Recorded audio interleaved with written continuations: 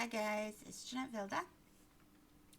So today I have a share for a project collab challenge, however you want to say it, from the makers group on Facebook. And I'll have the link down below to the event, to the group, and also this is a kind of like a hop, so you'll see the other YouTube channels that are participating in this event, and please do go and check out what they have created and give them some love. So the collab challenge thing is to make spooky scrolls, and we are challenged to use one item from 3 categories that were provided. And yeah, so basically I've used, let's see, there's some cheesecloth throughout, there's tissue paper, so kind of, well, it's not really in there, but it's my paper is some tissue paper. I don't know, what do you call this? Is this, it's some kind of fiber. I don't know what you call this stuff. But anyways, I use this. There's also organic. Hey, I got an apple. And I did quite a bit of inking in this. So a lot of sprays, a lot of inking. And then on some of the objects here is some, it's actually kind of, there's beads in it. I love it. Anyway, as part of this, a group of us shared items amongst each other to say, okay, you got to use this in what you create. So I'll show you all the bits. Hopefully I can put a picture in here of the bits that I got from one of the lovely ladies, Lisa. And there was quite a few items that you don't see here, because what I used very tiny parts of it, but I used several of them. However, so what I've done, let's see if I can speak here. What I've done is, so I live in Germany, and Halloween is not really, it's catching on here, but it's not quite the way that it is in the US. I think there's been a lot more people, kids trick-or-treating, more events around Halloween, but it's really recent. Since I've moved here, it's slowly gotten more and more, but really it's not even close to what it is in the States. And so I decided I would throw a Halloween party for my friends here in Germany so that they could have a real Halloween experience. So I've been making all kinds of things as decorations, party favors, all that kind of stuff. So this is one of my decorations for the night. And the theme is a Grimm Evening. So Grimm, Grimm, as in the Brothers Grimm. And so fairy tales and whatnot. So this is my homage to Snow White. And of course, the spooky scrolls. So I've got 2 scrolls going on here. The first one is this little scroll here. And let me push these guys out of the way, and we'll focus on this scroll. And this was taken, I want to say this was, I think it's a Disney image of one of the pages in the book that she has. But that could be what's on my scroll in here. I'll try and find where I got these. And what I did was, this is simple printer paper. Real thin, regular old printer paper. And I printed out the main image and then kind of went to town on it. So, lots of sprays, some inking along the edges, and also what the funny thing is, and it happened when I did the scroll, but it worked so well that the little scroll that's in here that I did that again on this page. So the box that I was spraying in had red in it, and when I sprayed, it reactivated the red and bled into my little scroll, and it looked like it had drops of blood on it. I was like, oh, that's perfect. So I had to fake it with this one because it just happened naturally with that one. So I just kind of smashed it. When I sprayed, I made sure to reactivate the red that was in the box and then just smooshed it in. And I think it turned out great. I even got a nice little ripple of the red going down. So it looks like it got some blood on it. The deckled edge is actually from using a little lighter. And if you're going to do this, be very careful. What I do is I actually did this while the paper was still moist, right? So after saturating it with ink, it's quite wet, I then also then sprayed it down with water. Got it real wet, crumpled it up, and uncrumpled it. It's what helps with the aged look. It also softens the inking that I did to give it the aged look. And then dried it, but not a whole lot, just to get it to where it wasn't like overly saturated and dripping. Then took it outside with my lighter and then went along the edges. Doing that when it's still slightly moist means it's not going to catch on fire. It's not going to spread faster than you're able to contain it. What I like to do also is have a container of dirt. So like I think we have a old pot that used to have a flower in it until it succumbed to neglect. And what I do is I light and then tap it down into the dirt. You get double effect of it, stamping out the flames, but also it gives it some dirt, which also helps with the overall look. I like to have the dirt there because I can, if I'm not paying attention or if the paper is not still a little bit moist in whatever area I'm working, I can just ram that down into the dirt, throw dirt over it, and I'm good to go. So safety first, right? Playing with fire. So yeah, so then once I got the edges done, the scroll ends here is just a piece of dowel, and then all these pieces actually came off of something, and I don't remember what. They have little holes in the end. They were screwed onto something, but I don't remember what it was. But you know how we are in the crafty world. I kept them, and they actually end up making really cute little ends for my scrolls here.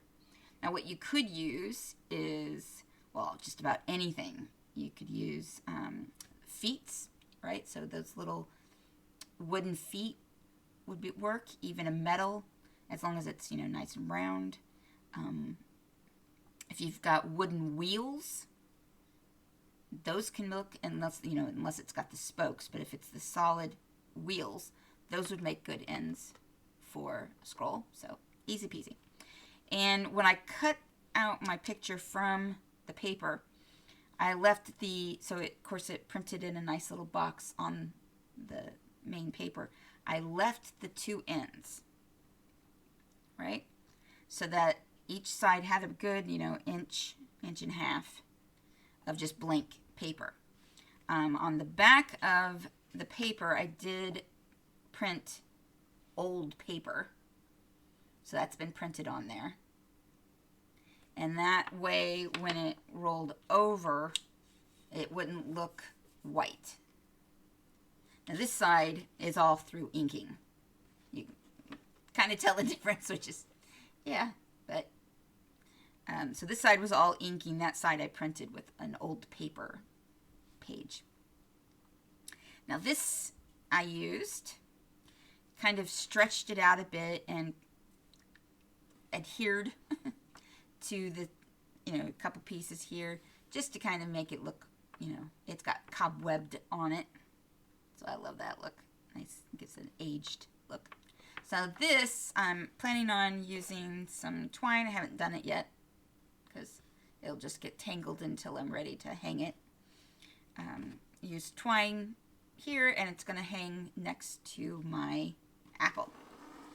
So then I'll just show you this real quick. This is just a jar that once upon a time I think I had, oops, and my apple just tipped over because I tipped it.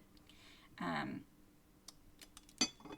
think I had fabrics or something, who knows. I had something in there.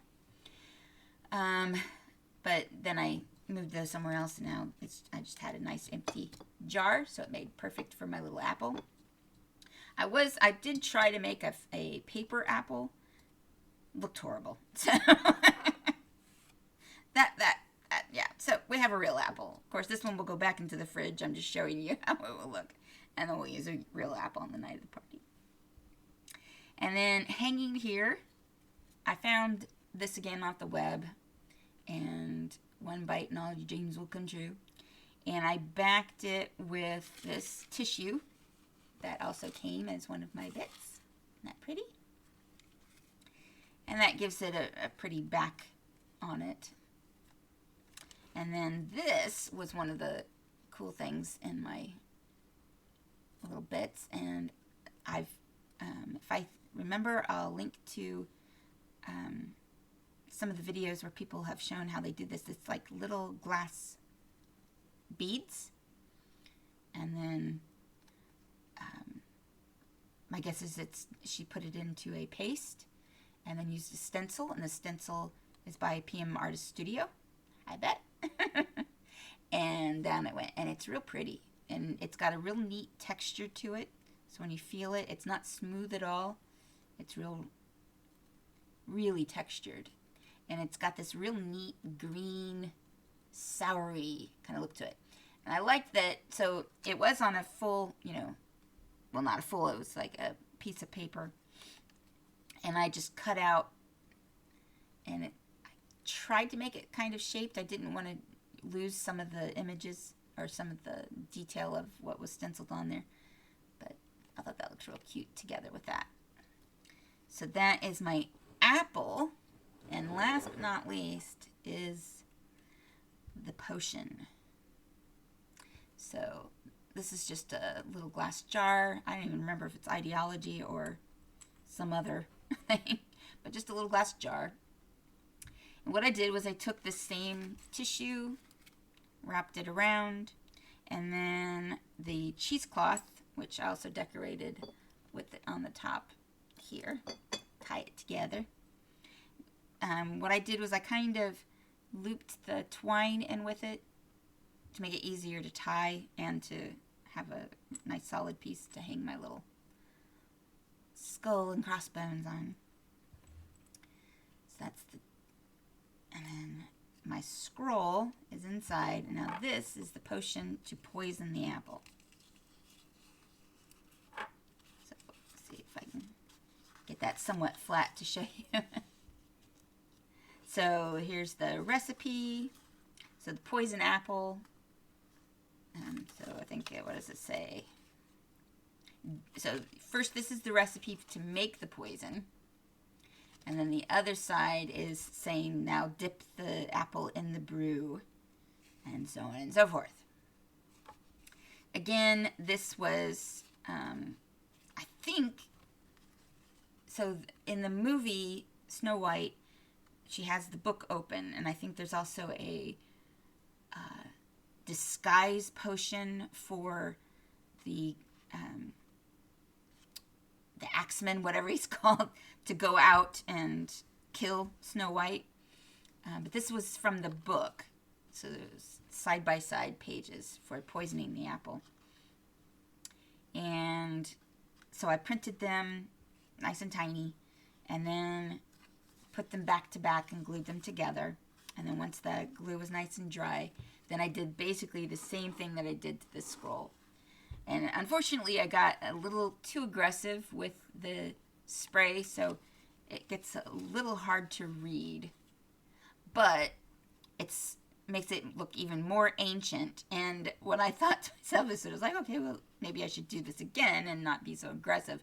Thought, no, you know, if you're gonna try and kill someone with an apple, you're gonna have to really want it. You have to really need this to happen. So you're gonna have to struggle to see it, and you might, you know, accidentally get the numbers wrong because you can't see them very well.